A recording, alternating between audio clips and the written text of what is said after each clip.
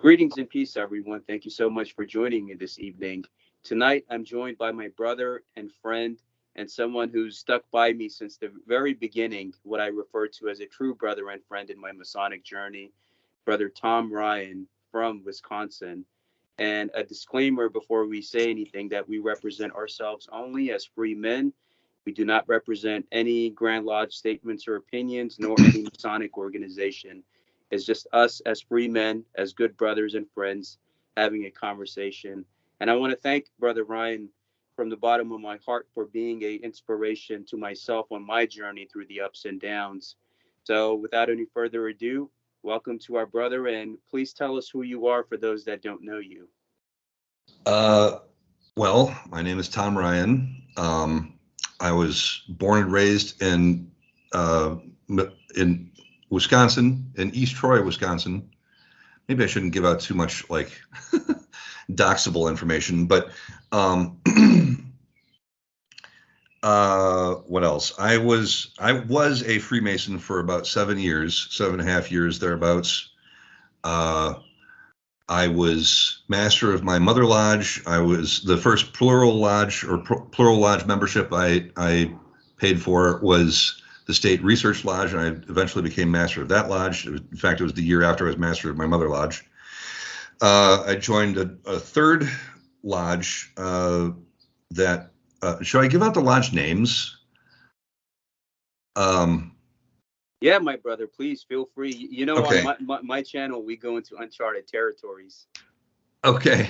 Well, Feel okay. free. So my mother lodge was Nathan Hale Lodge number 350. State Research Lodge was Silas H. Shepard Lodge number 1843. I think it was 1843. It's supposed to be like they got a special dispensation for the lodge number and made it the same year that the Grand Lodge of Wisconsin was chartered, which was 5 years before Wisconsin became a state, which I believe was 1848. So yeah, 1843. And then I became a plural member with Lafayette Lodge, which I think was number 265. And I was also invited to become what was to be a chartering member of a new lodge in Libertyville, Illinois, called, now I'm blanking on it for some reason. It's a Latin name, Spes Novum Lodge, number 1183. The Latin means a new hope. I thought it was neat that they got real close with the lodge number being a Star Wars reference too, or a Star Wars Easter egg. Anyway, I've had some papers published in the State Research Lodge, and some of those are available for sale on made-to-order bookstore site called lulu.com. If you search for Silas H. Shepard, you'll find all of the issues of the compiled or curated books that Research Lodge put out. I think there are 7 or 8 of them. They're called Pharos, Pharos, named after the Lighthouse of Alexandria. What else can I tell you about me? Please, my brother, tell us how you grew up and how your life led you to Freemasonry. What happened in Freemasonry? And because I consider you a true brother and friend, how did the ruffians chase you out of the temple? Because you've been there, done that. You were worshipful master. You went through prayers. You went through all of it. Like your average Mason, they get their degrees and they disappear, and that's it.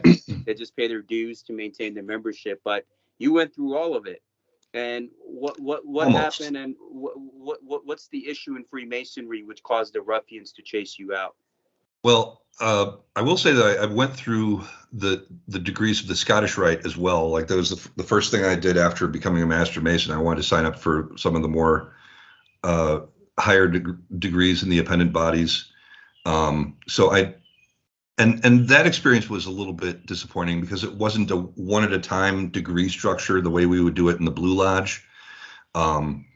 It seemed kind of rushed. We'd have like a weekend class, and they do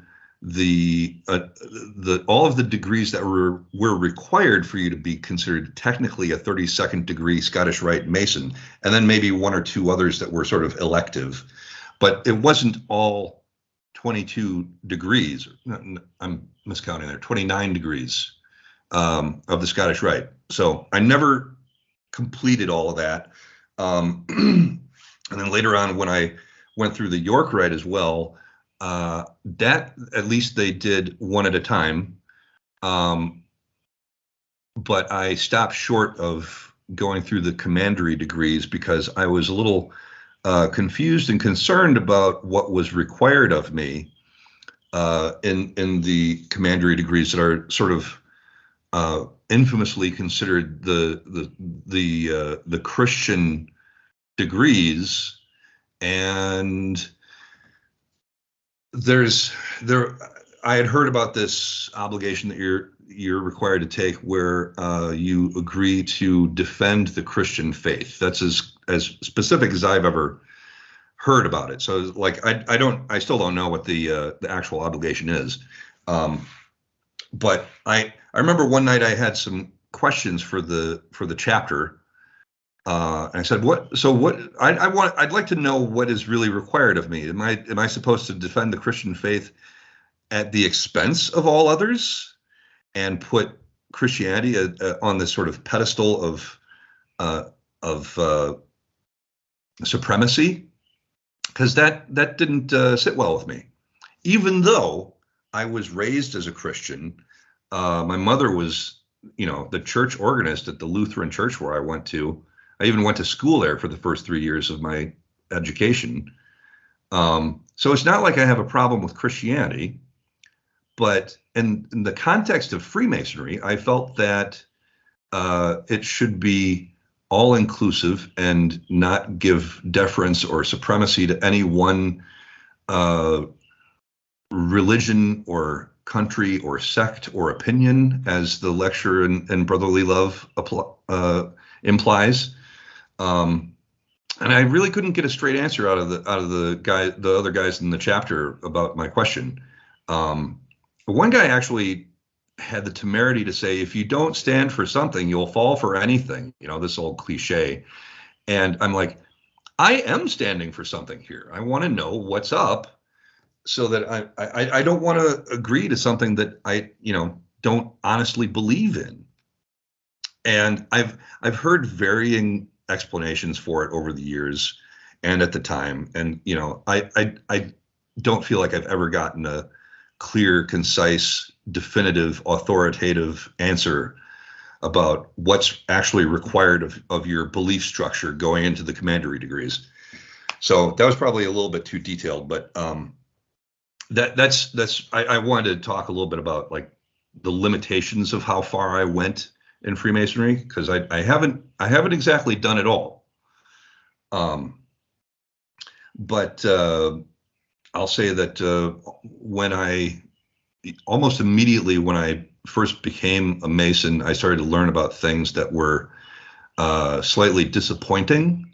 I was under the impression at the time that Freemasonry was a universal brotherhood where there was no disagreement, there was no factions or schisms or anything like that. And then I learned about Prince Hall Freemasonry, which in the United States is the branch of Freemasonry that was necessary to set up so that free men of African lineage could become Freemasons.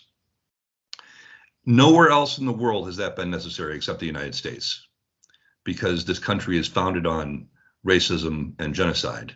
A lot of American Masons don't want to admit that, but that's the truth. So Prince Hall, the people who maybe know a little bit about the history of Prince Hall will know that it was started by a man by the name of Prince Hall, who went to tons and tons of different white man's lodges wanting to become a Freemason, and he was turned away at every one. And eventually he got dispensation from either the Grand Lodge of Ireland or the United Grand Lodge of England, I'm not sure which, to begin his own lodge in the colonies. I think this might have been pre-revolution.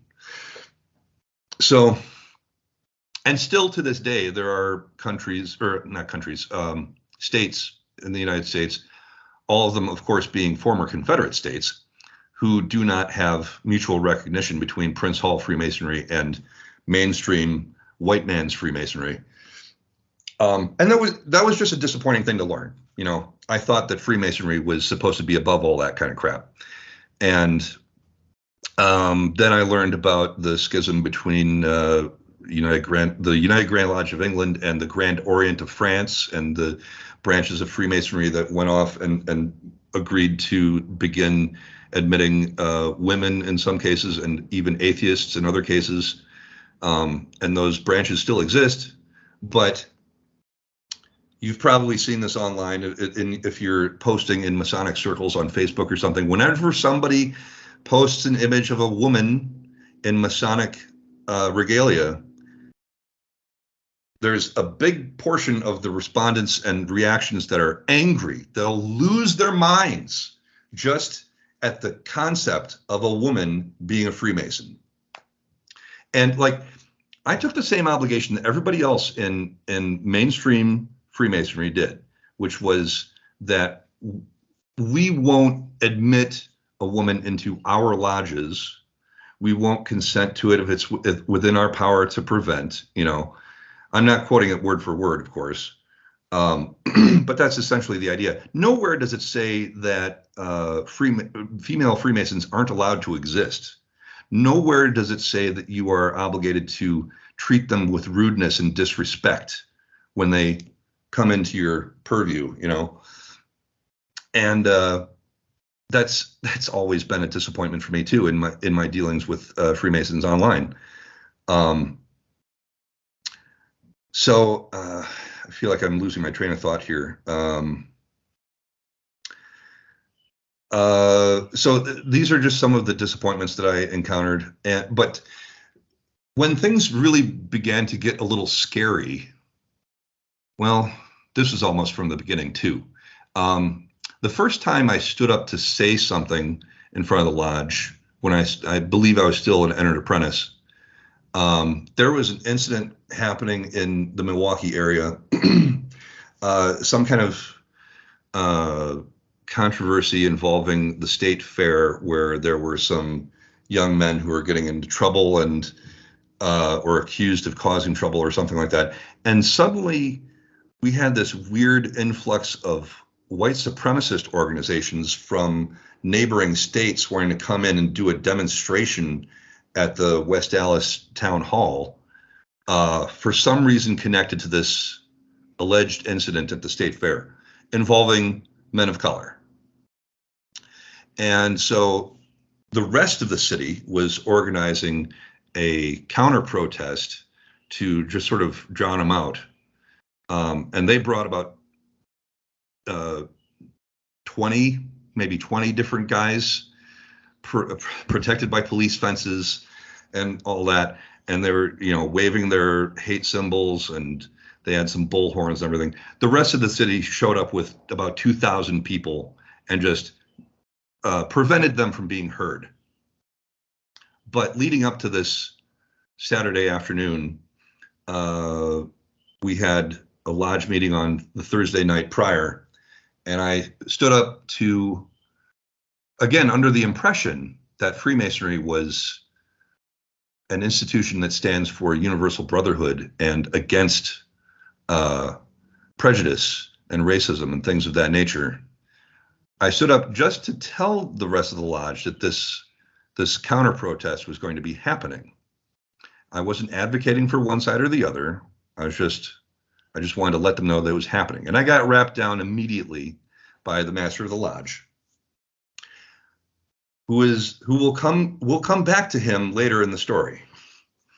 But that was the first time where I was like sort of in front of the lodge, disappointed and slightly humbled by the response that I got just from trying to. I had some naive ideas about what Freemasonry was supposed to be. I'll put it that way. I took Freemasonry at its word on paper for being what I thought it was supposed to be. Later on, a few years down the line, the year that I was installed as, or on the weekend that I was installed junior warden of that lodge, my mother lodge, Nathan Hale 350. We were having our lunch after the installation ceremony, and I was sharing a table with my mother and the guy who had been worshipful master in that previous anecdote I just told about being wrapped down, and his father and mother and his friend, and this past master and his friend were members of a motorcycle club, and I actually don't. There were two incidents involving this motorcycle club that gave me pause, and I can't remember what the sequence of events was. I think what happened first. So, I'm sorry. I need to jump back about 6 months in the story. So, about 6 months before I was installed junior warden, the friend of the past master, who came into the lodge around the same time I did. In fact, we took our EA degrees on the same night. He invited me on to go out for a ride with him because I was a motorcycle rider at the time. I didn't belong to any clubs, but he invited me out for a ride on the 4th of July, and he led me out to a place in Big Bend, Wisconsin, which was sort of a in the middle of nowhere, but within motorcycle range of Milwaukee. And it was the location of their clubhouse. And it was just the two of us, but we just hung out there for a while and chatted. And I sat at the bar, and he stood behind the bar and was serving me drinks.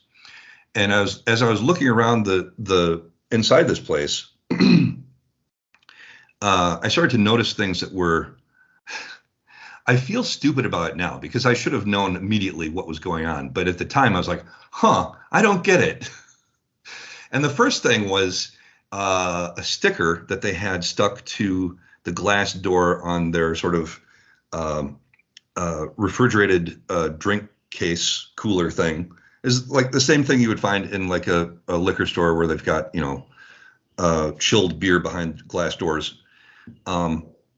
They had one of their own, and there were stickers all over it. One of them had like silhouettes of men in pointy white hats, and underneath it said the original Boys in the Hood. And I looked at that and I was like, I wonder what that means. And because I was so under the spell of thinking that Freemasonry was so against prejudice and bigotry and white supremacy that it wasn't registering. And then I noticed some more things. I noticed a cast iron antique sign hanging behind the bar that said, whites this way, coloreds this way. And it was like an old sign that they used to use during, the Jim Crow era to direct white people to one water fountain and black people to another. And then the last thing I noticed was an actual, like cheaply made, like laser printed portrait of Adolf Hitler taped to the wall. And underneath his face, it said, "When I come back, no more Mr. Nice Guy." And thinking of that now, I feel like I should have been terrified sitting in that place. But at the time I was just confused.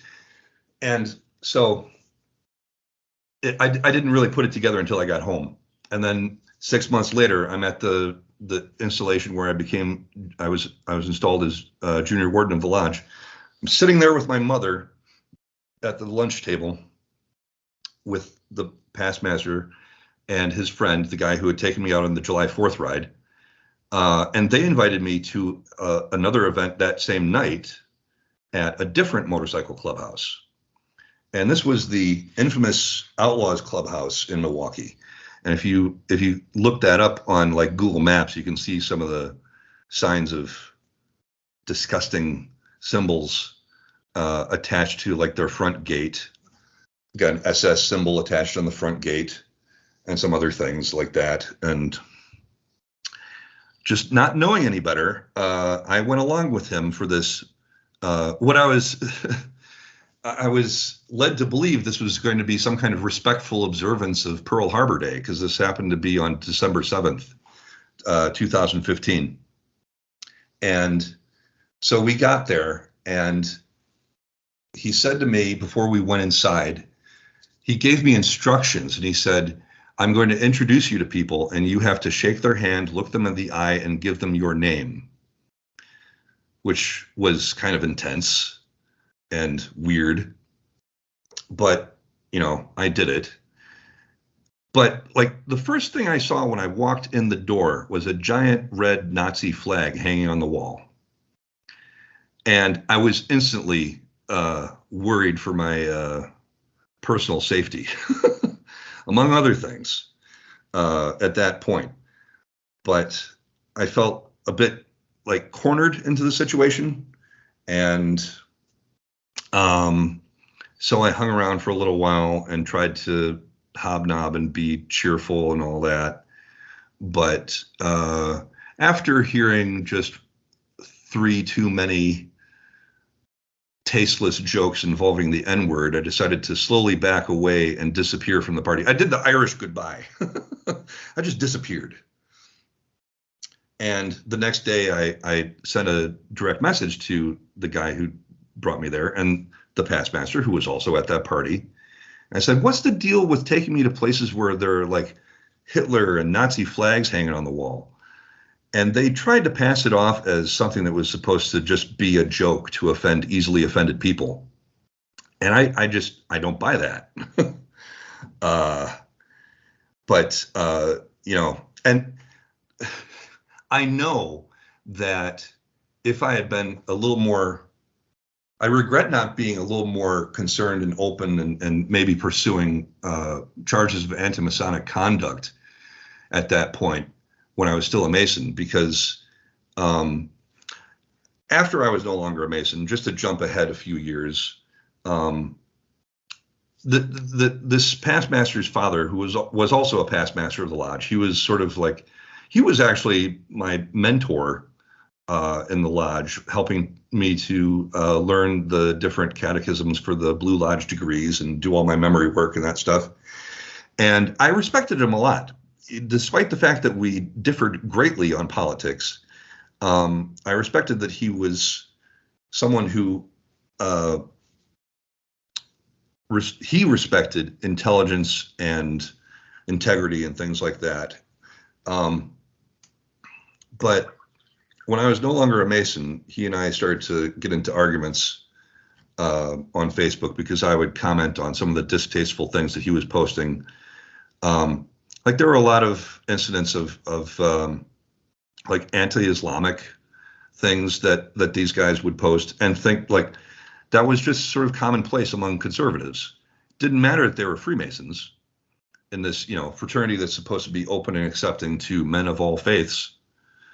But I would pick arguments with him and try to point out why what he was saying and the rhetoric that he was promoting was un-Masonic in nature. And one time I just kind of had enough with his son getting into the arguments and said, hey, do you know that your son hangs out in places where Nazi memorabilia is hung up on display for decoration?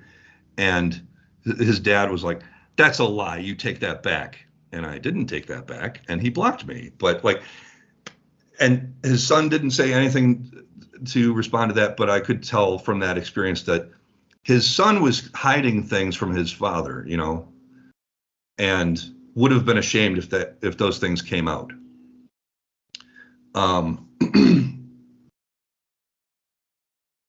So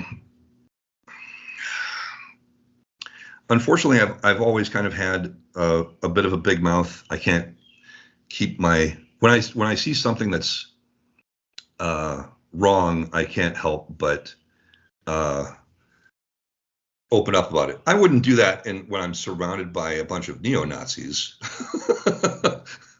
I still have the instinct of self-preservation, My brother, it's you're absolutely right on the money, because true Freemasons, if you look at the old ancient charges, were the ones that brought they basically shaped the modern world as we know it. Yeah. So those are the ones that fought for change in all avenues of life. And The to some ones, degree, they were feminists too. yeah, that's right. And the ones that we have today, even like when you have Annie Besant, who influenced the founding father of Pakistan, Muhammad Ali Jinnah, who used to refer to Annie Besant as Amma, which in our language means mother, and she was a female Freemason. So most Yeah. people do not know the, the basically expanded influence of this brotherhood on a global level, which I had the fortunate reality to experience going out of America and seeing it in other countries, how it operates in other nations and lands. And over here, you're right. Most of the ones with the conservative mindset. I mean, if I told them the original Knights Templar were the defender of all faiths, not just Christianity, and Yeah. America and Freemasonry are, it's not a Christian nation and it's not a Christian organization. But unfortunately, you'll have some countries where, even if you, let's say the Scandinavian countries, if I'm not a Christian, I cannot join the brotherhood. And that's the same issues I experienced here in my specific state that I'm in Pennsylvania. And, for the record, I'm demitted, and I'm a member in good standing, and I represent myself only. So over here, it's the same thing. Like the guys that are friends with the higher ups, like they have their own nepotism, their own inner circle cliques. They Mhm. stick with their own and deal with their own, while the average Mason is like a hamster in a wheel, and he's not getting anywhere. And you're right. Like a lot of these guys, if you find out where their memberships are besides Freemasonry, you'll like you these neo Nazis you ran into. It's a lot of these guys in the Brotherhood, and that's what George Washington said, that the Brotherhood would be infiltrated by the ruffians. So Mhm. please continue. Yeah. So, where to pick this up? So I was saying that I have a hard time keeping my mouth shut when I feel like something is wrong and needs somebody to stand up against it. Um, and so there were a lot of times, not in like an open lodge session, but I would occasionally get into arguments that never got too heated, because people aren't necessarily going to get into a screaming match with you when you're face to face with them. That only happens online. Um, but I made it clear through my positions on certain issues that I was not the far right conservative that most other guys in Freemasonry in this area tend to be. Um, and so I feel that there were things that happened where um, I don't know who I would blame, even if I wanted to, but um, it seemed like there were certain things that were like certain records or uh, uh, disagreements or grudges that were kept over the years about me. Um, and some of them were really based on false pretenses. Um, and they used those things against me when it came time to put me on trial for unmasonic conduct. And one of those things happened during the year that I was master of Nathan Hale Lodge, my mother lodge, which just happened to be the last year of Barack Obama's presidency. So I was installed about mid-December 2015. Was it 2000? I'm pretty sure it was for the year 2016 that I was worshipful master. And then, okay, I'm going to have to backtrack another 6 months again. I'm sorry. So Nathan Hale Lodge had this tradition of doing an outdoor lodge meeting on the lodge night that was immediately preceding the state annual communication. And it would basically be like a lodge meeting that was held outdoors in the backyard of one of the brothers of the lodge. And around that time, I was sort of like coming to grips with the probability that because we had a progressive line, I was likely going to be elected master of the lodge for the next year. And so I was starting to think about what I could do in my lodge to sort of stand up for the principles of Freemasonry as I saw them. And I have to back up another week, actually. So before the outdoor lodge meeting, we had a Saturday meeting of the research lodge, and there was a discussion that arose about what volumes of sacred law are accepted to be displayed on the altar, how many at one time, what has to be open, what doesn't, and who chooses which book is on the altar at any one time. And the outcome of that discussion, which may or may not be correct, was that obviously when you're initiating a new candidate, it's up to him which volume of sacred law he's going to take his obligation on. And there was on our official petition forms, there was a list of 6 different boxes you could check for different holy books, and then there was a 7th box for other. And the other outcome of that discussion was that at all other times, it was the master's discretion which book was going to be open on the altar, because that was supposed to be the rule and guide for him to govern the lodge. And I hatched this idea because, as I said, I was raised Christian, but I've explored Islam, for example, since I was a freshman in high school, because around that time was the first Gulf War, and we were hearing all kinds of rhetoric about how Islam was evil and corrupt and misogynist and all this other crap, and I did not want to listen to the people who weren't a part of that faith telling me what someone else's faith means. And I went to the library and checked out a copy of the Holy Quran, and that was the first time that I opened that up and began reading it for myself. But so that's just a little example of how I've explored other faiths and found things of value in all of them. The image of the universal brotherhood image that you've probably seen online, that has like all these different emblems of different faiths around it, bound together by a cable tow, is a really beautiful image to me. And it's something that I believed in as a Mason. So I hatched this idea, because I respected all these different faiths, to let these different, at least the 6 ones that were on the petition form, take turns on the altar over the course of my year as master of the lodge. And then the only thing that would stop me from doing that would be a candidate coming in to swear on the Bible, which I was fine with. But I just wanted to provide an experience for my lodge brothers that would show them you can have the Bhagavad Gita or some other book besides the Holy Bible on the Masonic altar and sit in lodge, have fellowship with your brothers, and you're not going to burst into flames just because there's a different book on the altar, My ultimate goal, my real pie in the sky idea that I was fairly certain would never be approved, was to get all these guys on a plane and go to some place like India where all 6 books would be on the altar at once. And maybe we wouldn't hear the ritual, the opening and closing ritual, conducted in English or a language that we could actually understand, but we would be able to follow along because of the way Freemasonry is structured and the universality of it.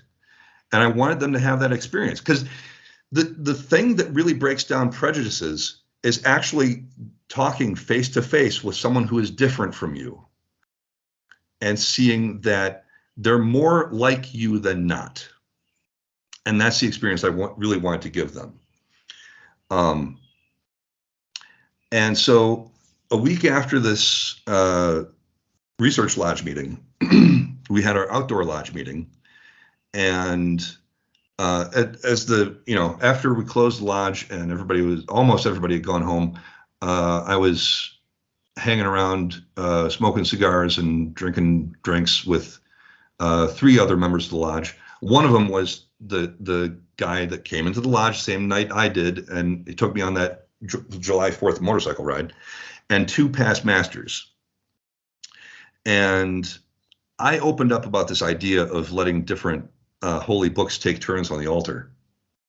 And one guy, one of the past masters, said, if you put a Quran on the altar, I'm walking out. And that shocked me more than, I mean, hindsight is 2020. I feel naive I feel like I was naive at the time to not realize that. That would probably be the answer. But I kept hope alive in Freemasonry that these guys would be all right with it. But as soon as he said that, that essentially gave permission to the other 2 guys to follow suit. And so like they all opposed me putting a Quran on the altar. And then so that weekend we had our state annual communication, and I had an opportunity to talk to brothers from other lodges in the state about this incident, this discussion that I had had with members of my lodge. And what gave me a little boost of hope in those discussions was that they were as shocked by their answer as I was. We also had at the Grand Lodge meeting, there was a lecture given by a brother from the Baraboo area who was a Muslim Freemason.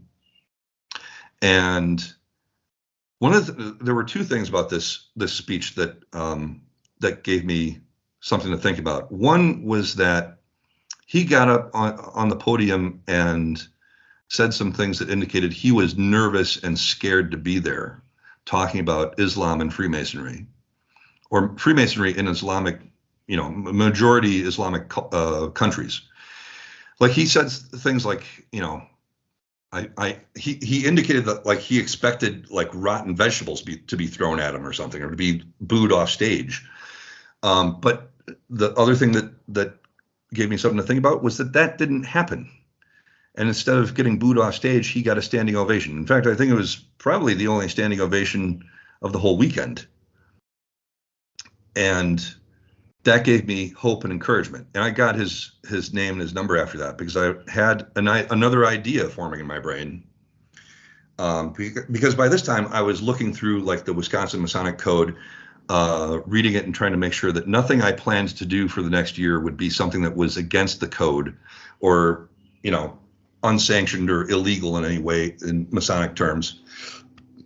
And because I didn't want to propose these ideas and then have members of my lodge say, well, you can't do that because it's written that you shall not do that. And what I found after getting home from the state communication was I found a PDF of that was published by the Wisconsin Grand Lodge, and it was a handbook for Grand Lodge chaplains, and it had some event ideas in it, things you can do to promote Freemasonry in your community and provide spiritual guidance for your lodge and for the Grand Lodge and all that. So they had something in that handbook called Craft and Clergy Night. And I began to come up with this idea of doing a Craft and Clergy Night, but having it concentrate on Islam. Because more than any other religion, in Masonic circles online especially, I would see Islam being spoken about derogatively. And I wanted to do something to stand up against that.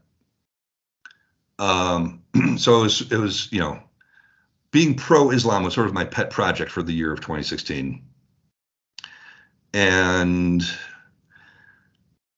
so I started to put this plan together, and then I was initiated or installed as Master of the Lodge in December of that year. I gave a 10-minute speech. I talked about the fact that we were conducting this ceremony in a building. It was the Shrine Temple in Milwaukee, the III Shrine Temple, which is constructed to resemble a Muslim mosque.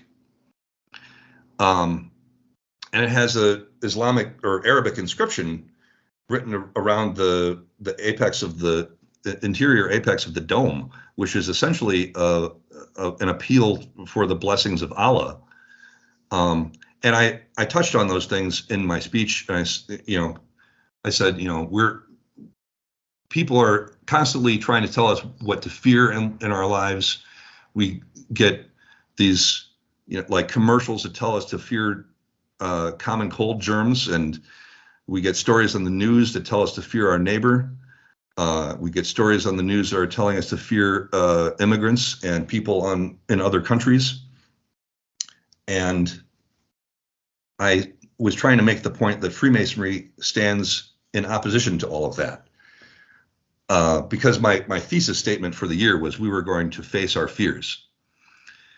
And I drew attention to the fact that, we were in a building that's built to resemble a mosque, and it has an Arabic inscription on the dome and all that.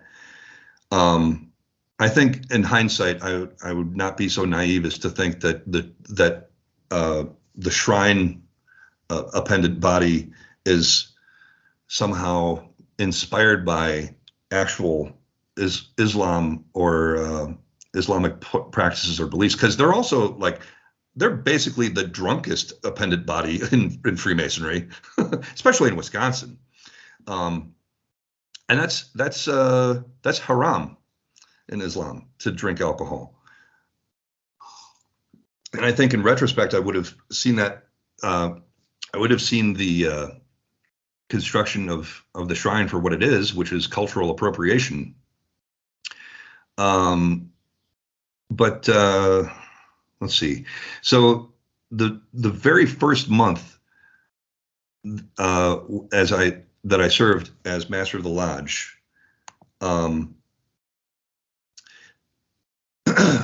there was you might remember this from the news. Your picture has frozen, by the way. Are we still connected?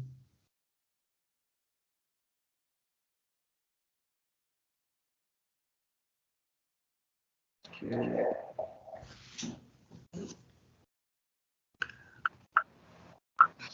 Greetings, everyone. Sorry for the small error. And Brother Tom was talking about the aspects of what he saw when he was in the Shrine Temple and what he described as the lessons learned. And I wanted to quickly add, in Surah 5 of the Holy Quran, there is one verse where it tells you that do not take for friends those who take your religion as a sport.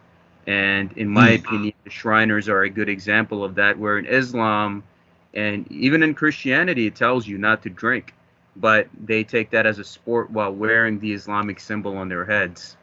Yeah. Please continue, brother. And for the audience, sorry for the error.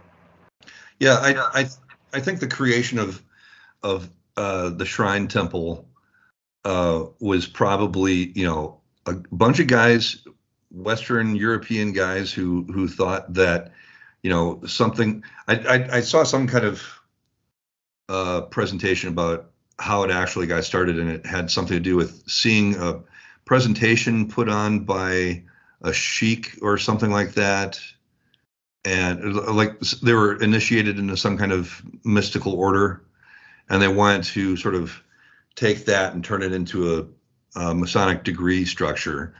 But then, I don't know how that got turned into the fun Masonic lodge, where we can drink and hire belly dancers and all this other weird stuff. That's not to discount the good things that they do, which is to raise money for helping sick children. So that's to be commended. But I think I don't know. It's just one of the many things where I think Freemasonry could do well to be a bit more introspective and see where it has some rough spots on their ashlar to chip away, But as I was saying before, the call got disconnected.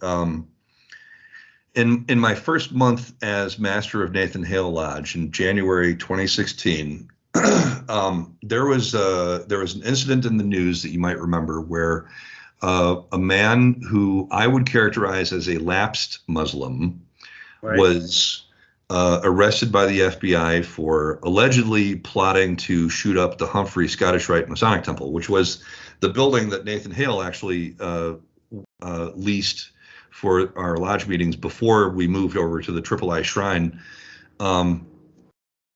And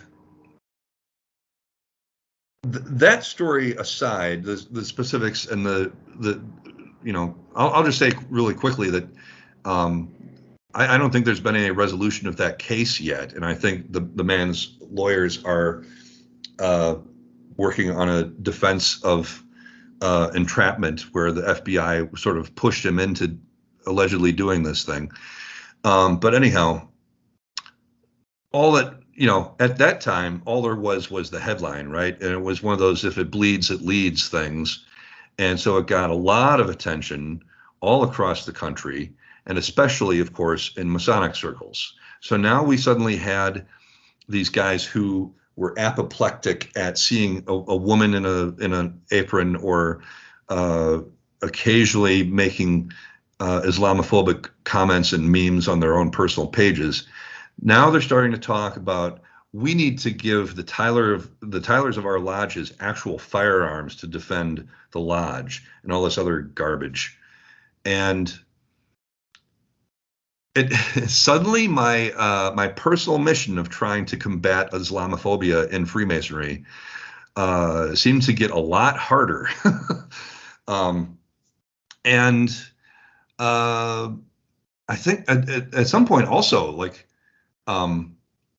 there was something I saw on a local mosque's Facebook page, where they were promoting some footage.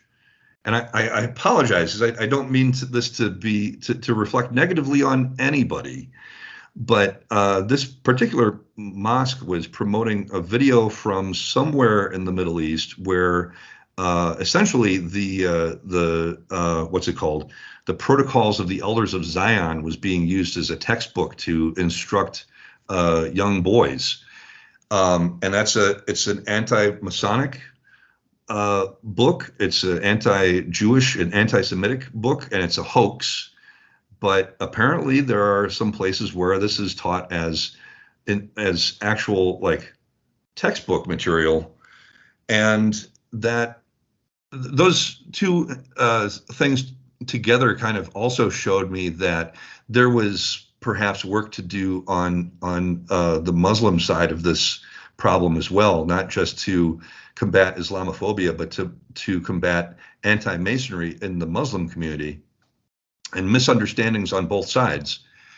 So I started putting together this craft and clergy night thing, and one point where I'm not entirely sure whether it was the right thing or the wrong thing to do, but I was a little bit I was not forthright in how I promoted this event at first, because I did not disclose until maybe the last month before the actual event that it was going to focus on Islam and Freemasonry, and I allowed people to assume that it was going to be about all religions and Freemasonry, and that was intended to allow me to bring in as many Masons as possible, because I was trying to bring in the very kinds of people that we needed to talk to about the truth about Islam. And I was also trying to bring in as many people of other faiths as I could to talk about the truth about Freemasonry. And we had a presentation put together by another brother from the State Research Lodge. I had invited the same past master that from Baraboo, who spoke at the state annual communication, to come and be on the panel, but he couldn't make it. I had two different professors come in and sit on the panel. One of them was a professor of religious studies, and I believe the other was a professor of Middle Eastern languages, and they were both Muslim. And so we basically gave and this, I scheduled it in September, so close to the end of the year, but I was promoting it as much as I could throughout the year to try to bring people in. I put it in the budget so that our lodge actually paid for everything. There was no ticket price to be paid. I got food catered in from Halal Brothers so that everybody could have a bite to eat and it wouldn't conflict with anyone's religious-based food restrictions. And I encourage people to sit with other people that they did not know. And we had the food service before the presentation because I still believe that the best thing to bridge that gap of understanding between people is to have them sit down and talk to each other about anything, especially over food. And then we had our presentation, and it seemed to go well. And that was the moment when I chose to put a Quran on the altar as sort of a demonstration, both for the Masons and the Muslims in the room. And so it was sort of I used a similar sort of presentation as we would do in an installation ceremony. So it wasn't like opening a lodge because not everybody in the room was allowed to see that kind of thing. But it was using elements that were the same as what we would do in opening a lodge. And I presented the Holy Quran on the altar in Masonic fashion. I later learned that I probably made some mistakes in the way I went about that. I didn't know about ritual ablution, the washing. I didn't know about that before I did this. But I put it in a place of respect. And the same guy, the same past master who said he was going to get up and walk out of the room if I did that, stayed put. He was there that night and he stayed in his seat because I realized that he was not going to insult strangers by getting up and walking out. That was where I tricked him in a good way, I like to think. And because I knew he was still a good person. He wasn't the kind of person to insult a stranger. And this is kind of true in most situations. You would be slower to insult a stranger than you would to someone you know. Like especially like people who are brothers and sisters, get into arguments with each other that are more vicious than anything they'd get into with a friend or someone, just any average Joe off the street. So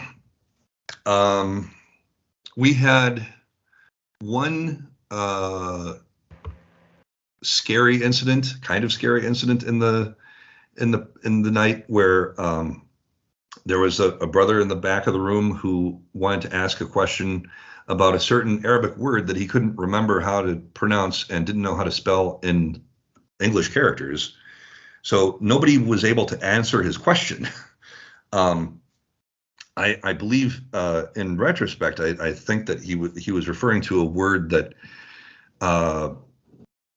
means righteous lie or something like that, or deception.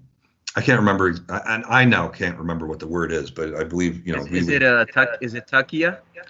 That's it. Yes, I knew it started with a T. Well, not a T, but like the way we would spell it in English, I guess, English characters. And so we couldn't answer his question because we weren't sure what he was referring to. And he really lost his temper and started swearing and was yelling. And I got on the microphone and tried to encourage him to at least, calm down and watch his language. And he just stormed out of the room. And I didn't know it at the time, but the daughter of one of the professors we had on the panel followed him out of the room and did her best to answer his question. And this is where I count it as a win, because after we concluded the evening, and everybody was exiting the banquet hall, he was still out there talking to this young lady, and he found me, and shook my hand and apologized to me for his outburst, and said that his question had been answered and his fears had been addressed. And so, even though we had that little incident, it still turned out to have a positive ending. And, I still feel very proud and a little bit emotional about that whole project.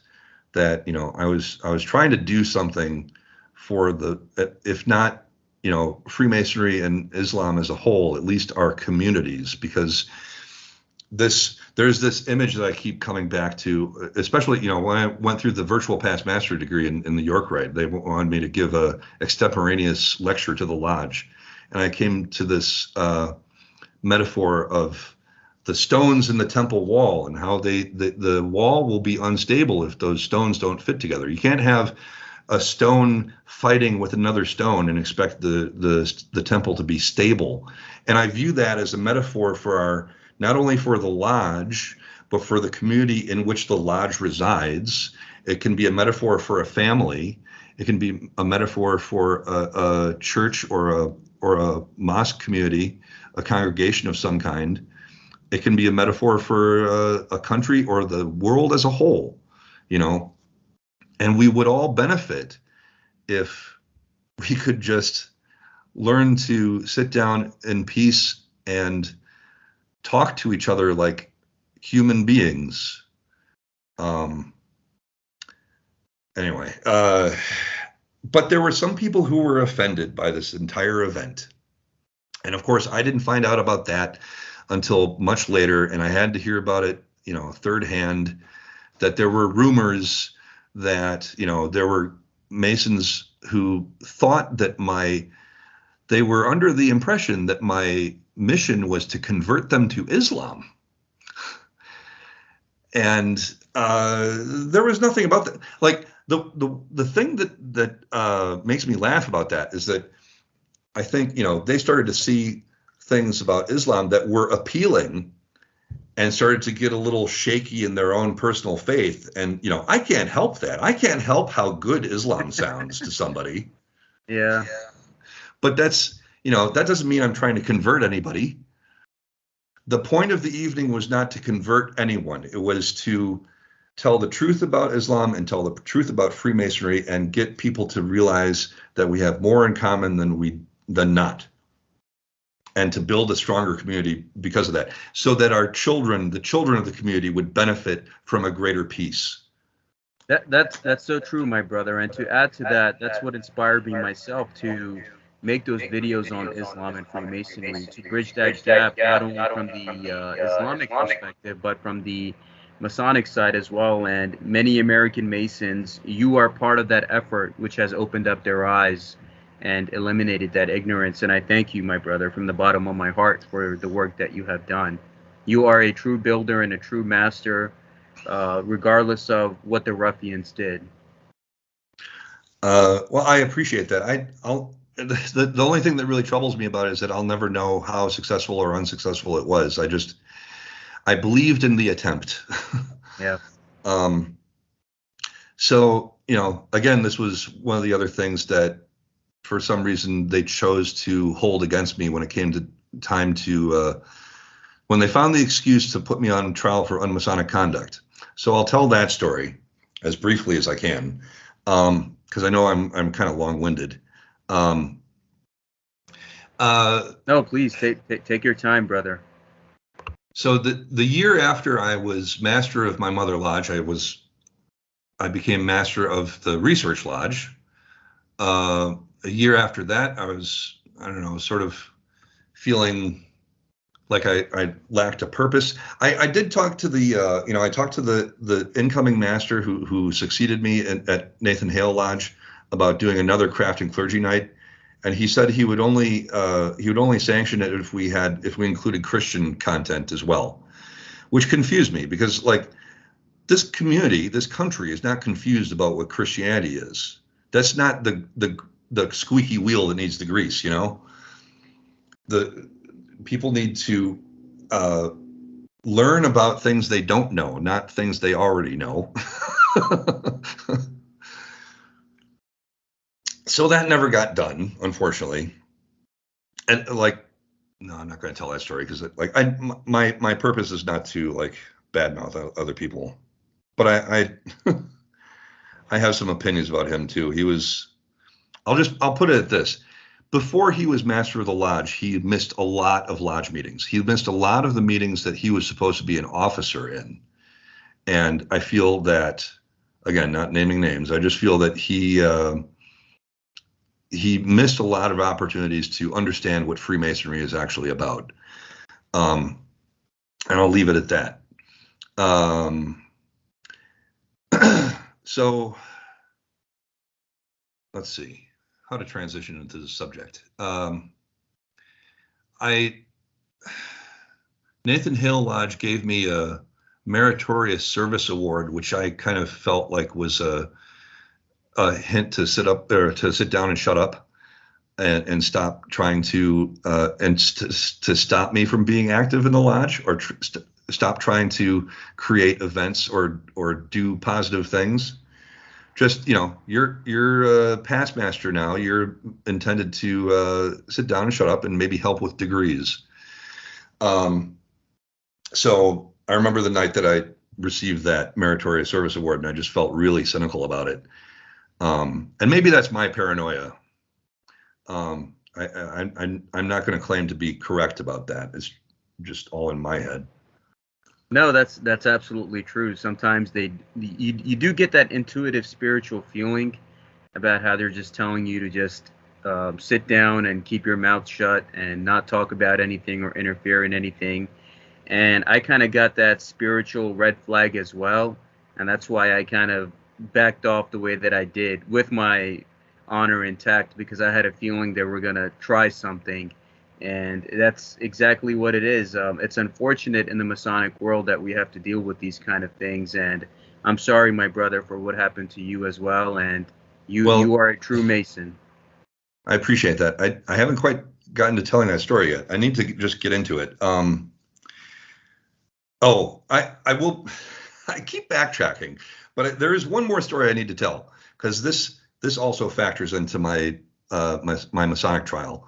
The same year that I was master of my mother lodge, we also had some unrest in the city that summer, in the Sherman Parks neighborhood, where a young black man was shot in the back by a police officer and killed. His name was Seville Smith, and he happened to be the half brother of one of the brothers in my lodge, who also may have been the first African-American man who actually made it to the Master Mason degree in that lodge, since it was chartered in 1952. And so the unrest in the Sherman Parks neighborhood, started off a lot of riots. There were fires, there was damage to property and all this stuff. A curfew was implemented, and one night my lodge brother, who was the half brother of Seville Smith, was out trying to retrieve his surviving brother and sister and to bring them home before curfew was implemented, so that they wouldn't get into trouble or get hurt or killed. And instead, in his attempt to do that, he got cracked in the head by a Milwaukee cop and thrown in the county jail without any medical attention for the head wound that he received. And I heard about that the next morning. I got a text message from one of his friends, and who was not a lodge brother, just one of his closer friends. And to me, this is, I don't know how can we, is it okay to talk about the sign of distress? Is that okay to talk about on this thing? Or to refer to it? Yeah, my brother, do what you got to do. I'm here for you. Well, okay. In Freemasonry, in the Master Mason degree, and you can find this information online too if you really want to seek it out, I'm sure. But there's this thing where you're instructed that there are certain signs and words that you can give as a Master Mason if you are in need of, like, if your life is in danger and you need help, and maybe there's a chance that another Mason might be within earshot or within sight of you. And I had maybe a naive conception of what to expect when actually using this sign. Anyway, but the first thing I did was I called into work and I said, I'm not coming in today. I can't come in today right now because I need to see to I think I might have called it a family emergency because he was my brother. And I went to my bank and I withdrew enough money to pay his bail. I went down to the county jail and I paid his bail, and they still kept him in there for like 16 more hours with an untreated blow to the head. And I sent out the acronym form of the sign, right? The first letters of this of the sentence of each word in the sentence on some on the like I think it was the Milwaukee or at least Wisconsin area closed Masonic group on Facebook. It was a closed group. You know, non-Masons weren't supposed to be able to see what was going on in there. I found out later that there were brothers' wives who could see everything that went on in there. And described the situation and just basically gave and I think I posted something on my own personal page too, and I was just asking for anybody who might be able to, someone who has connections with the Milwaukee County Police Department, to get a nurse into his cell and get him medical attention. That's all. And instead, what I got was a lot of irrelevant questions.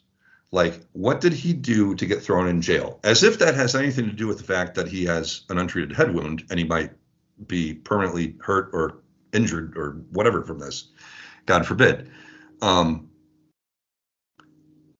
other guys who had experience being police officers or working with the police and saying, well, it's impossible for him to be in a jail cell without medical attention. That would never happen.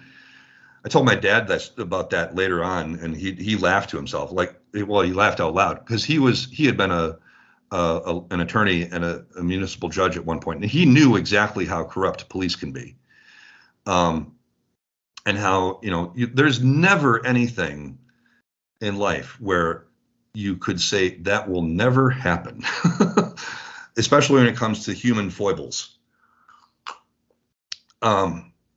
But anyway, I just felt like I was getting a lot of pushback about putting out the sign of distress on behalf of this brother, and nobody was really reaching out to help.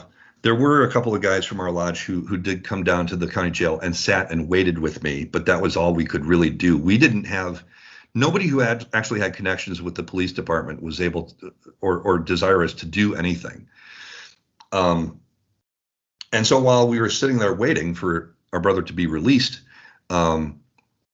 I sent a couple of emails to the Grand Master, and I wanted to ask whether I had the wrong impression about what the response to the sign of distress should be.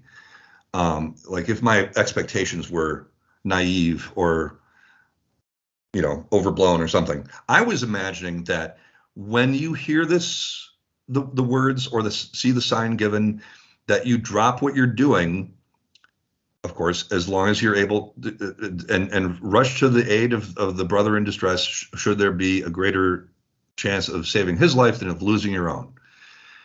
I expected people to just, you know, brothers to just drop what they were doing and help. And that didn't happen. So, like, I emailed the Grand Master and I was like, are my expectations about this naive? And I don't remember exactly what his response was, but he didn't really answer the question. Like, it seemed like he misunderstood what I was asking. So I reformulated the question and asked again. And he wrote back and said, I'm sending some representatives from the Grand Lodge to visit your lodge at your next meeting. Don't email me about this again. So I didn't. And then, you know, the next time we had a lodge meeting, by the way, at maybe 10 or 11 o'clock at night, they finally released my brother, and he had signs of, he was visibly concussed, and we took him to the nearest hospital and had him treated as best we could. So we did our best with that situation. So the next time we had a lodge meeting, and again, this was the year that I was master of the lodge. So there were 3 representatives of the Grand Lodge who came to chew me out in front of my lodge. And because they were Grand Lodge officers, I couldn't wrap them down. They had authority over me, despite the fact that I was master of the lodge.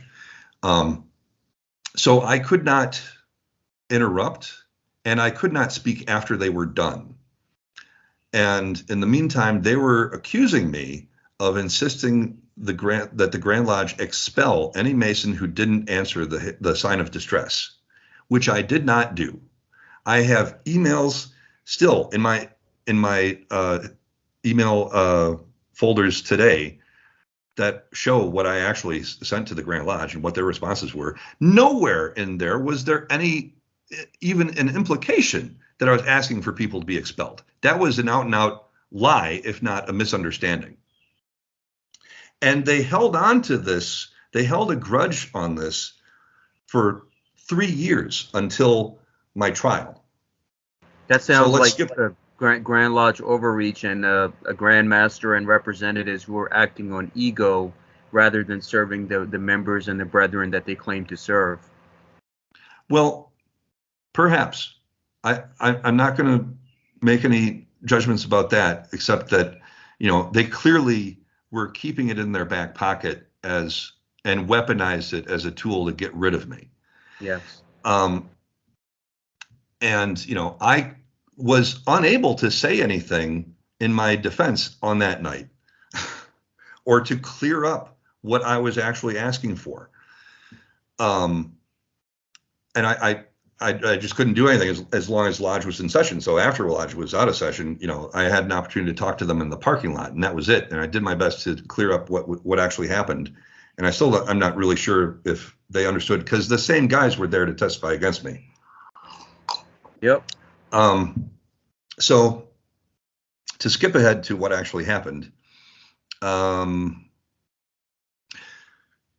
no, I'm going to skip back again. In 2000, these three guys remind me of the three ruffians, actually. The year that I was senior warden of the lodge, actually, I believe it was the same guy. He was district deputy Grand Master. He came by the lodge to introduce us to a new Grand Lodge policy, which was the social media code of conduct. And what it said was that you basically have to be really careful about your choice of words, the things you say online. If your profile picture is a square and compasses or has some kind of Masonic symbolism in it or anything of that nature, if you're like publicly identifying as a Freemason, you need to be careful what you say, because they don't want Freemasonry to be embarrassed by you or any of your opinions. It really seemed like, I could tell at the time, it seemed like the kind of thing that could be misused. And so, sure enough, in 2019, there was another incident where, this time there was a Milwaukee cop who got killed on the job because they were conducting a no-knock raid, and the guy whose house they were breaking into with no warning, chose to defend himself with his Second Amendment rights, and a cop got killed.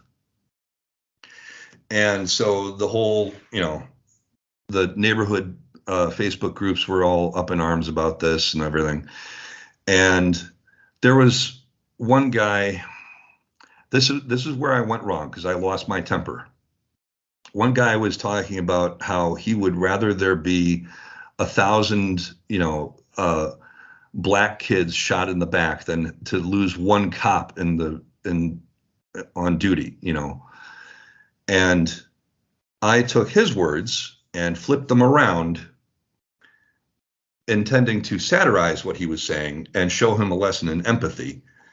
And I basically said what he was saying about black kids recharacterized as something to say about cops, to show him, like, now how do you like it? This is what you sound like. If you feel enraged about me saying this about cops, have some empathy about what you're saying about people in your community, like the people you're disparaging and dehumanizing with your remarks. And so mistake number one was losing my temper. Mistake number two was forgetting that conservatives do not understand satire. And it was assumed that everything that I was saying was sincere. and it was not. It was hyperbolic and over the top, and it was meant to be so that no one could make the mistake of thinking that it wasn't anything other than satire. So I believe some other Mason in the area saw me post that. This was on a public Facebook group, and he had the personal cell phone number of the Grand Master and called him while he was on vacation in Florida and complained to him about this post that I made. And I started to get harassed by other people in that Facebook group who were not Masons. But basically, like, there was this doxing campaign that started up to figure out who I was and to get me in trouble in some way. And someone was tipped off that I happened to be a Mason. And it was not because my profile picture was a square and compasses or anything of that nature.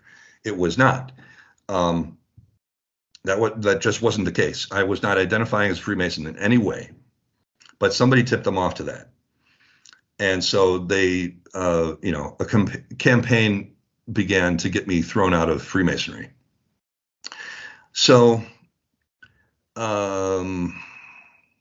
I talked to the district deputy Grand Master about that as soon as possible. I tried to explain one thing that's never really been clear to me was whether the problem was just that I said the thing or that they thought that I meant it, because I don't know how good a defense it could possibly be to say, I didn't mean what I was saying. I was trying to make a point through satire. But I got a message. I got some certified mail from the Grand Lodge, a very angry letter from the Grand Master, who coincidentally happened to be an ex-cop, and saying that he felt that he should have expelled me instantaneously, but that he was going to give me the opportunity to take a 2-year suspension. And during that time, he demanded that I, enroll in some kind of mental health treatment, which really wasn't any of his business. And then they were going to make a determination after that 2 years and decide whether or not I could come back and become a full-time Mason again. And I wrestled with that offer a lot. Because on the one hand, I did feel that it was not his place to get into my mental health business. That's for me, And also, I didn't have any reason to believe that there would be a judgment in my favor, no matter what the outcome would be after 2 years, no matter what any psychiatrist or psychologist would say about me. They could still just decide to say, nope, you're expelled. So in a way, I chose to resign, and I wrote up this long letter and I hand delivered it to the Grand Lodge office. And then as I was walking back to my car, I felt regret about that, or an apprehension. And I went back and I said to the secretary, can I have that letter back? I need to, I forgot something, or, made up some excuse to give me the letter back. And I just left it unsent. And I opted in that way to choose for the Masonic trial. Because if I didn't take that 2-year suspension, they were going to put me on trial, which definitely meant that they were going to expel me. Masonic trials are a kangaroo court. You are guilty before you walk in the door. And I knew that, but I decided I was going to find out what a Masonic trial was really like, and I considered it my final degree. And so the day came for that trial, and it's like, they call it a trial it's really this kind of highfalutin language that I don't really think it deserves. The guys who are on the tribunal were, the chairman of the tribunal could barely read the charges against me. He was kind of, I hate to say it, illiterate. Another guy on that board was I knew to be responsible for inspiring several members of his lodge to quit Freemasonry altogether because they had heard too many racist jokes from this guy. And this is the guy who's going to judge me, a racist and an illiterate. And they wouldn't let anyone else that I brought into the trial with me to testify on my behalf. They wouldn't let me show any evidence to support myself, to argue any of their points. And they bent their own rules about this thing that, like, you're only really violating the code of conduct if you have a square and compasses in your profile picture. I didn't. They showed a picture of a screenshot of my profile picture in the trial, and it was just a picture of my face. So they bent their own rules in order to make this case against me. And the one guy who they did allow to testify on my behalf, he had arrived there before I did, so they didn't know that he was with me, I guess. And he spoke in defense of me and showed that, like, he had seen this post. He knew it was satire. He knew I didn't mean what I was saying. He knew I was trying to make a point. And he got yelled at and berated by the prosecuting brother, and shamed for having the temerity to, disagree with the majority there. Like, it was kind of clear in that moment that there is a unity of thought that was expected. And if you don't align with that, then you are a bad Mason. The issue of the sign of distress emails that I sent to the Grand Lodge 3 years before came up again. They tried to insinuate that I had asked for brothers who didn't answer the call to be expelled, and I brought printouts of the emails with me. I said, may I show this to the tribunal? I can prove that that's not what I asked, and they refused to let me enter that into the evidence. I had a whole ream of pages of my posts where I was trying to promote positivity and goodwill between people in my posts, and they wouldn't let me show any of that.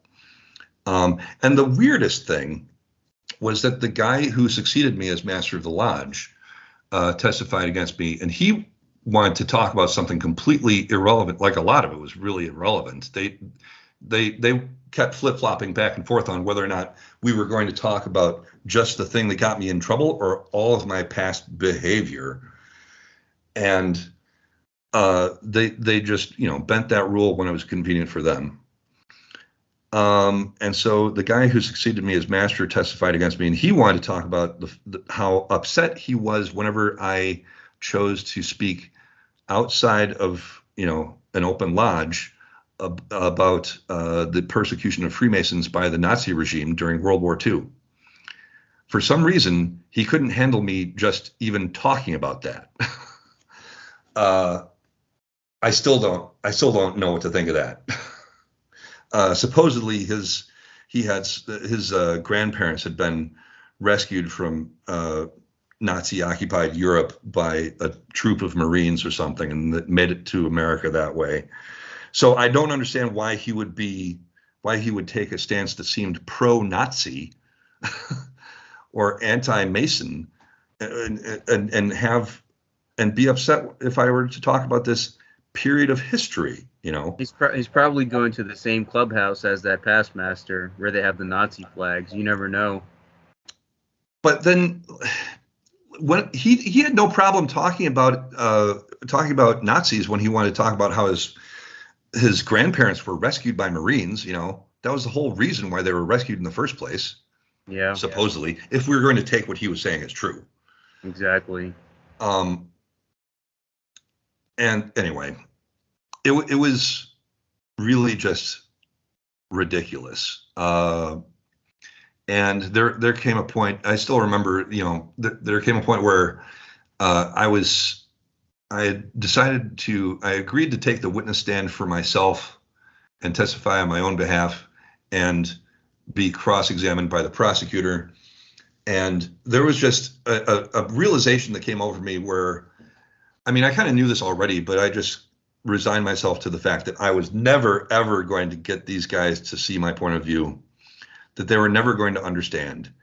They were never it was, take the whole like promoting, or not promoting, but combating against Islamophobia thing, right? There were people who were confused about why I was doing that. And I still really don't know how to explain that to anybody except to say that I see Islamophobic comments and I know that it's un-Masonic in nature and I want to do something about it.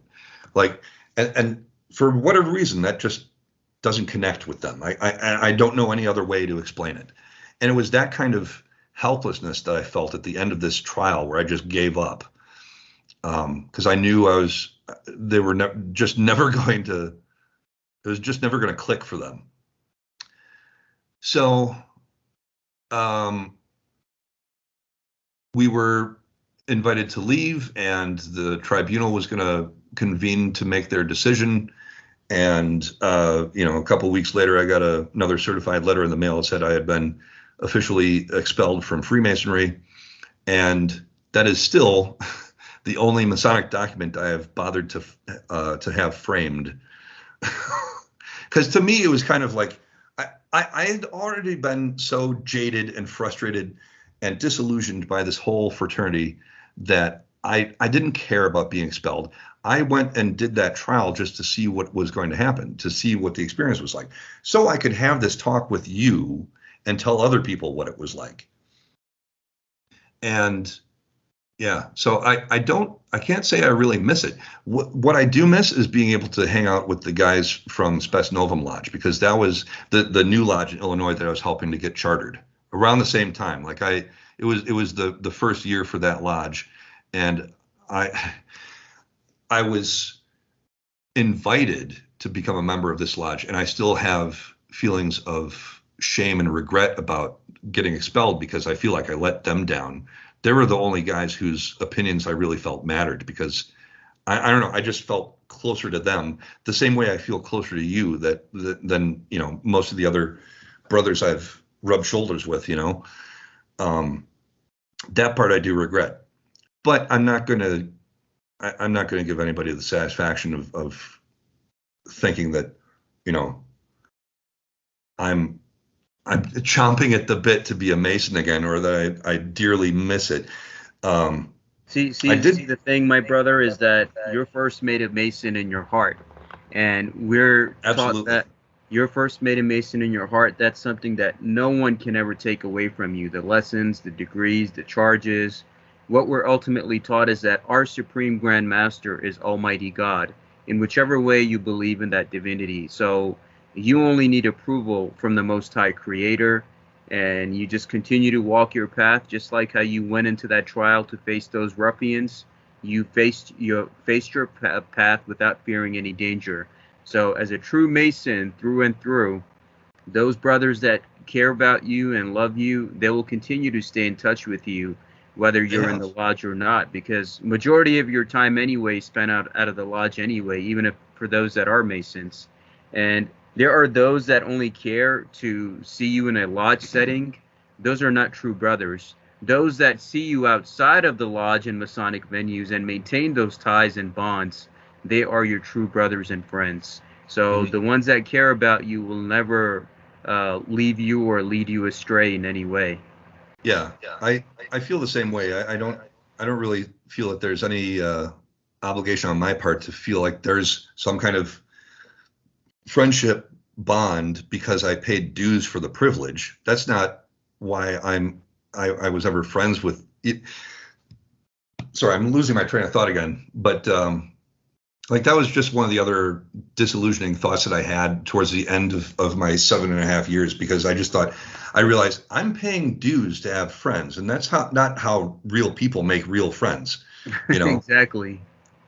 But the guys that I really got along with well, and who saw the world in a similar way and wished for people to get along with each other and get out of your comfort zone and learn new things and not be a, you know, a pig-headed fool and refuse to change for anybody. You no rough ashlar ever became a smooth ashlar by refusing to change. Yeah, that's right. Or refusing to learn, or refusing to experience something new. Like, this guy is offering, this event is offering me free halal food. I've never had halal food before. Is it going to be gross? Is it going to be weird? Is it going to turn me into a Muslim? Oh my God! I think that's amazing, my brother, because in my experience, in the 8 years that I've been a Freemason in America, in England, and back here again, and now I'm fully demitted, is I never had anybody do something like that for me in terms of somebody providing me a halal food option. And I think that's amazing, brother. That's amazing, and you should be commended for that. And not only that, but bridging the gaps between these different communities, because that's what true Freemasons do. They go around and they make mankind believers in one brotherhood, as it says in Surah 49, verse 10 of the Holy Quran, and also the book of Psalms 133 that Masons like to quote, that we all have to be a brotherhood in unity. So you are doing the job of a true Mason. And you know, it says the same concept is written directly into Masonic ritual in the lecture on brotherly love. Yes. You know, I never did anything that was against the principles of Freemasonry, except for losing my temper. You know, there is language there's language in the Masonic degrees and lectures about, being an even-keeled person, in essence. And I've struggled with that all my life. And, there were times even before I was expelled, or there was a campaign to have me expelled, where I made an error in Masonic conduct, and I would apologize for that and, try to make amends. And they just kind of viewed it as, like the boy who cried wolf. Like they saw my struggles to keep my temper and my comments in check as a personality flaw, Yes. rather than something I was trying to work on, which, I was trying to work on it. The other thing that really kind of disillusioned me about Freemasonry was that, and I think this is where I'm going to take accountability, because I believe it was in large part my fault, that I did not feel that Freemasonry made me a better man. And the reason for that, I think, is because I got so caught up in trying to reinforce Masonic principles on my lodge brothers. I was trying to preach rather than look within. You know what I mean? And I just wish I had had someone to take me aside and say, you're concentrating on the wrong thing. You're focusing your attention on the wrong thing. I don't know how much my experience would have been different had I not made that mistake. But it's one of those things I'll never know, really, because it can't be undone or done differently. I'm not going to get a mulligan on this. Yeah, that's right. And that's exactly what the path teaches, is continue that path of self-improvement in your thinking, knowing, and doing. Believe in God and just continue to be the best person that you can. And you're already doing that. And you were already doing that even before you joined Freemasonry. So nothing has changed in your life in the before and after, in my perspective and opinion. And which goes to my next question is, what do you believe is wrong today with Freemasonry, and why do a lot of the good guys just leave, and why do we see just like these people with the nepotism and those that don't deserve to be there, who are friends with the higher ups, prosper, while the rest of the guys don't really get anything out of it and they eventually fade away? Well, I don't think it could ever really be nailed down to just one thing. I think it's a number of things. And I may not be able to think of all of them. But I was kind of, talking on the subject earlier today with a brother who wanted to help me out with my rent situation, and he was, saying that he wished he could help me out, but um, he was referring to me as brother, and I felt uncomfortable about that. And I was like, I should tell you, I haven't been a dues paying member since 2019, and like he really wanted to know why that was. And so I opened up to him. I said, well, actually, I was expelled for saying something I shouldn't have. And um, and he was also expressing to me some feelings of, disillusionment about the fraternity, and feeling like he was, the lone black sheep, politically speaking, in his lodge, where like he was now seeing a lot of lodge brothers like openly excusing the actions that took place on January 6th of 2021, which, if I remember my entered apprentice charge, if there were any Masons there on that day, they had violated their entered apprentice charges. But he's so disillusioned by the number of guys who are taking that side. And I should actually open it up so I can remind myself what we were talking about.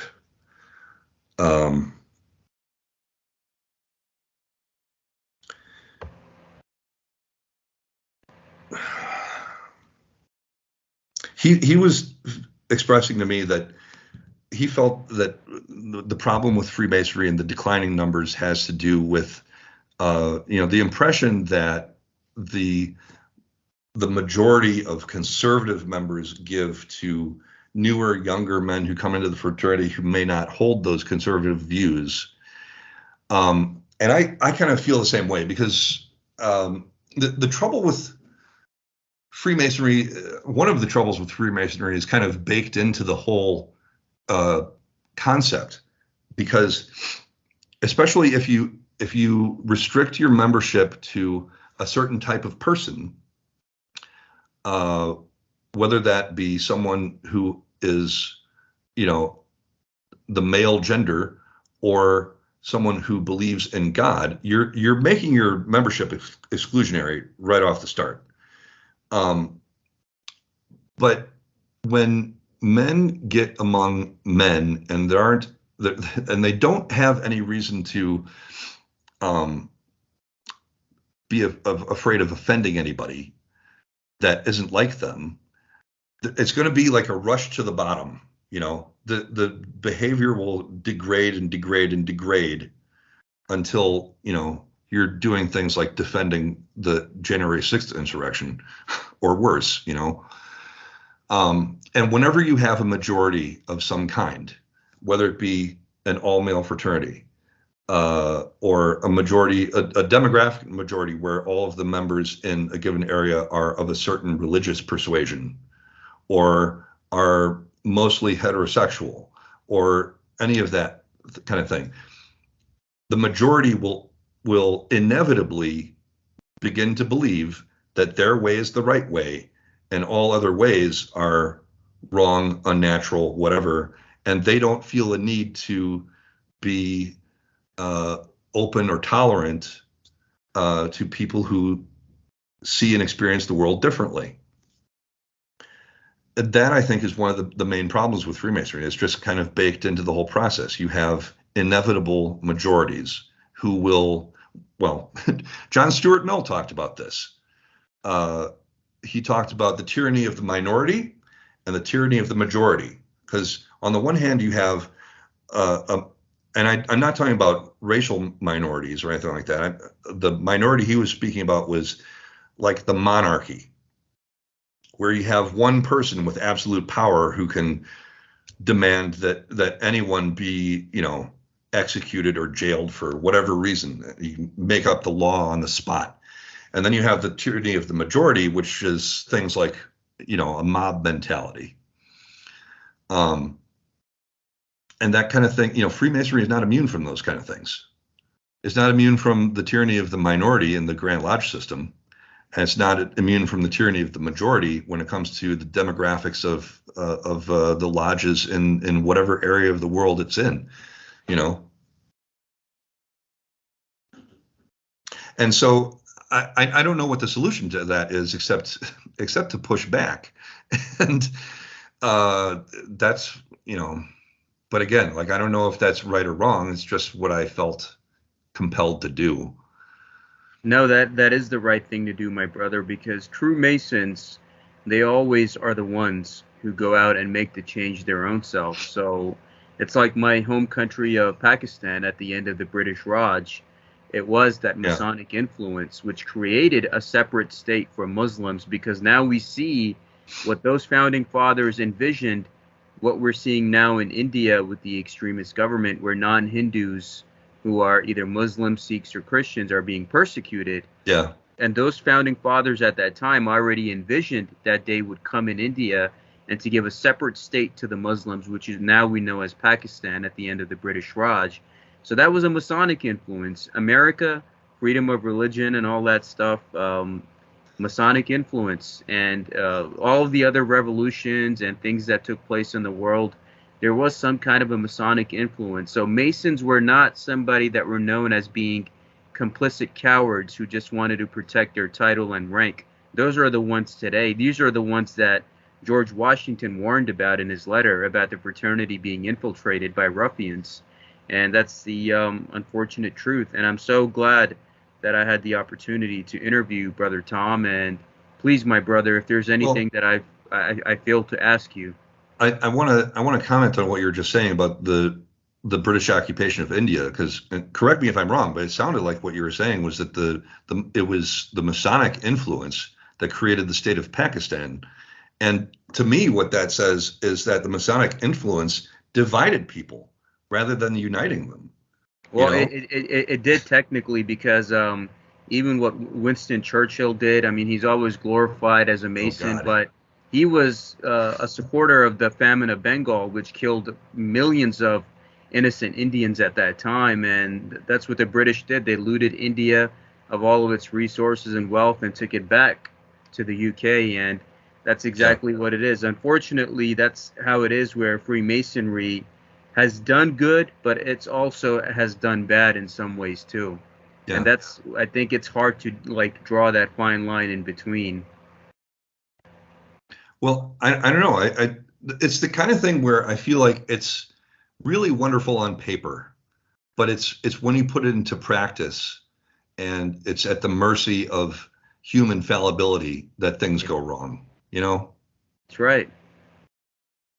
Um, but at the same time, I kind of felt like one of the other things that I started to feel about Freemasonry is that I feel like um, the structure of it being centered around like the building of King Solomon's temple and referring to all of these Old Testament biblical passages, or elaborating greatly on stories from that time period or what was alleged in the Bible, is that it I got the sense that to some degree it was coercing people who are men who are not necessarily Jewish or Christian to take part in, a Christian or Jewish practice.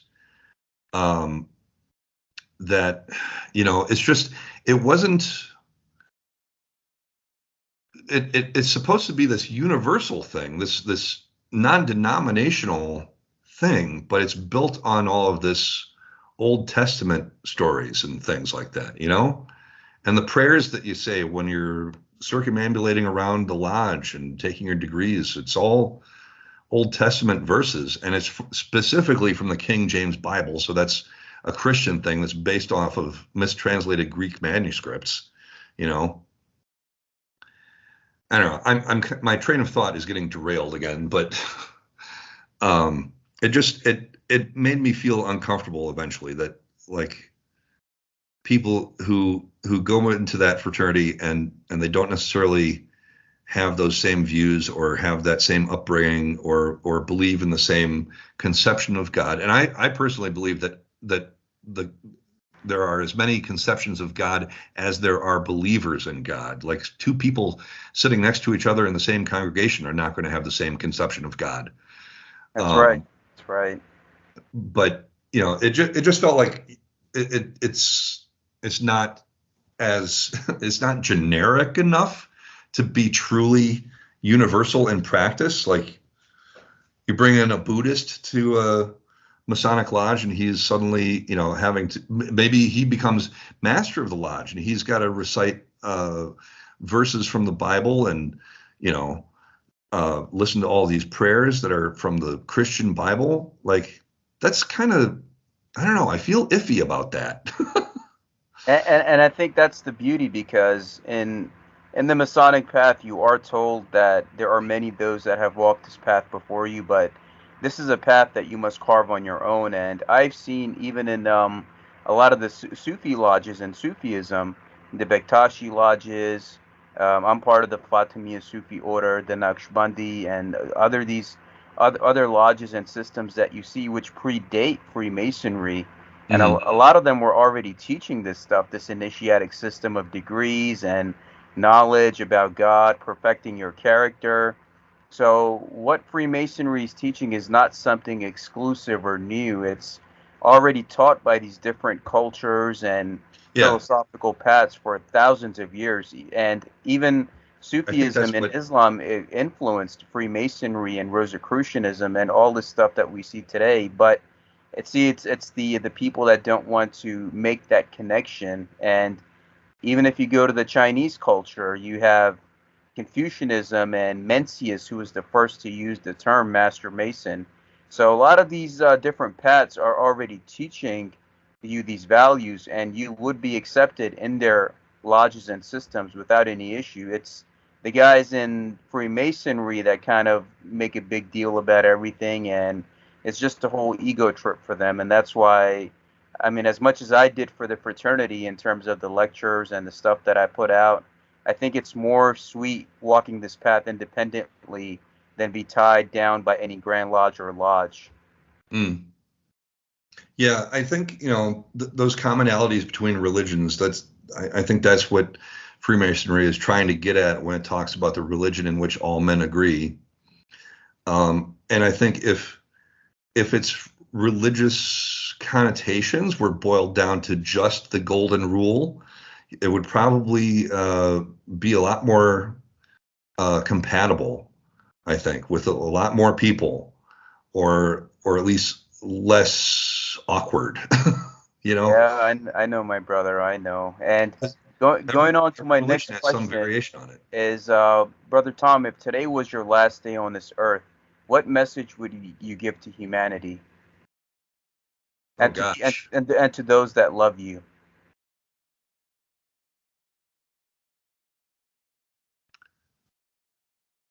Uh,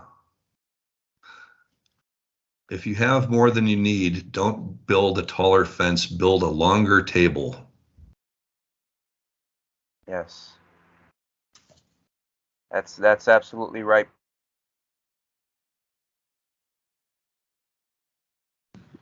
And Thank we're you. back to Thank you, commercial. Brother Tom. And you're absolutely right about building a longer table and helping those in need.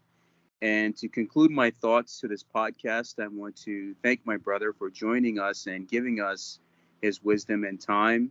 And for those that don't know, our brother Tom is in a deep and dire financial situation. I will put his links in the description below. If you have the ability to help him, please help our brother. He needs it.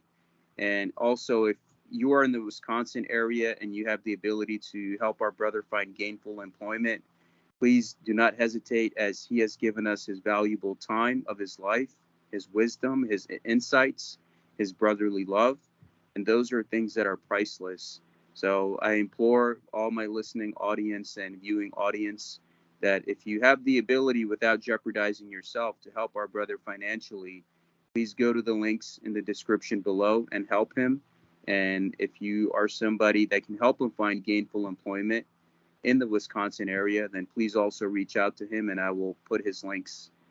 And please help our brother just as he has helped us and educated us, because this human life is short and we owe that love and light to one another, and we're all walking each other home. That's exactly what it is. And I thank you, my brother. Thank you for your time. And also, for the record, when this video is uploaded on YouTube, like all the compiled videos and in one interview on YouTube. Please support. And also, Brother Tom has my permission to download this, republish it in other sources. This video is his, so he has my permission as the channel owner to do with it as he wishes once it's uploaded. So thank you, my brother, and much, much appreciated, and brotherly love. Thank you, Salman, and thank you for your encouragement. It means a lot. Thank you, brother.